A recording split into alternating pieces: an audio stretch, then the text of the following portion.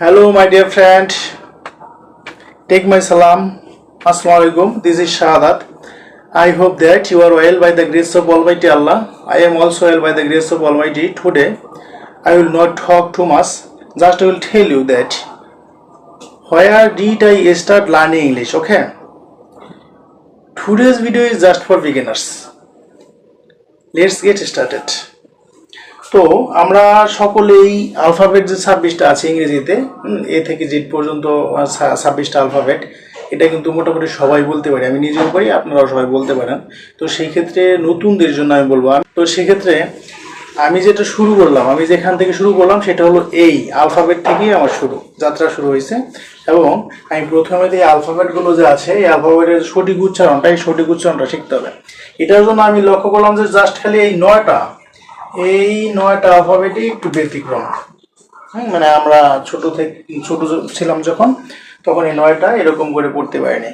এখন যেরকম আর কি আমি লিখেছি দেখেন, এই যেই খেই আ ঠি ও ফি কিউ ডাব্লিউ। ওকে, তো এই আলফাবেটগুলো আমাদের এরকম করেই জানতে হবে। যদি আমি সঠিক বলতে চাই, ফ্যান ফ্যান বলতাম ফ্যান, 10 বলতাম 10, 2 বলতাম 2। মানে এই উচ্চারণগুলো করার জন্য আমাকে অবশ্যই এই উচ্চারণটা শিখতে হবে, আলফাবেটগুলো এইভাবে শিখতে হবে এবং শিখে এরকম করতে হবে যেন এক নিঃশ্বাসে বলতে পারেন এ থেকে জেড পর্যন্ত। আমি বলছি A B C D E F G H I J K L M N O P Q R S T U V W X Y Z। Okay, A B C D E F G H I J K L M N O P Q R S T UVWXYZ।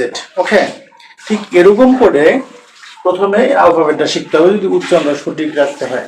এরপরে যেই কাজ আছে আমি ধারাবাহিকতা একটার পর একটা দিব। আমি এটা প্রথম ক্লাস, হয়তো বা খুব একটা বেটার হবে না, তো যতটুকুই হয় আর কি আপনারা ক্ষমা দৃষ্টিতে দেখবেন। এবং আমি ট্রাই করবো যে আমি যেভাবে শিখেছি, আমি যেভাবে বলতে পারছি, এটা যেন আপনাদেরকে আমি দিতে পারি। এটার জন্য আমার এই প্রসেসটা।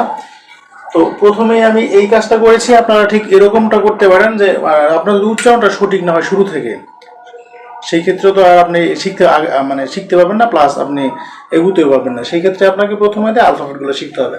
আলফাবেট শেখার জন্য আমি প্রতিদিন বা নিয়মিত ভিডিও করব না, আমি হয়তো 2 দিন 3 দিন পর একটা করে ভিডিও করব।